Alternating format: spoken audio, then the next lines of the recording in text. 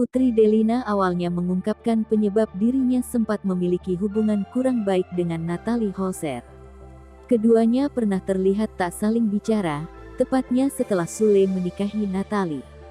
Putri lantas mengungkapkan penyebab hubungannya dengan Natalie sempat memburuk kepada Maya Estianty.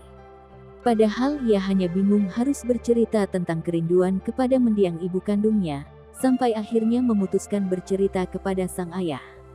Putri mengaku masih bingung dengan dirinya sendiri, karena tak semangat hidup dan berkarya.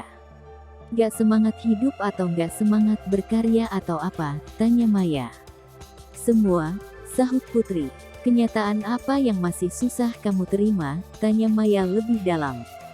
Jujur Putri masih suka selalu bilang kesepian, karena Putri merasa belum ada yang bisa mengerti Putri, ujar Putri berderai air mata. Putri menangis ingin selalu ada orang yang benar-benar menemaninya dan mendukungnya setiap saat. Hingga saat ini, Putri belum menemukan sosok tersebut. Putri juga mengaku tak terlalu terbuka dengan Sule. Putri sama ayah nggak terlalu dekat, jarang curhat, pungkasnya.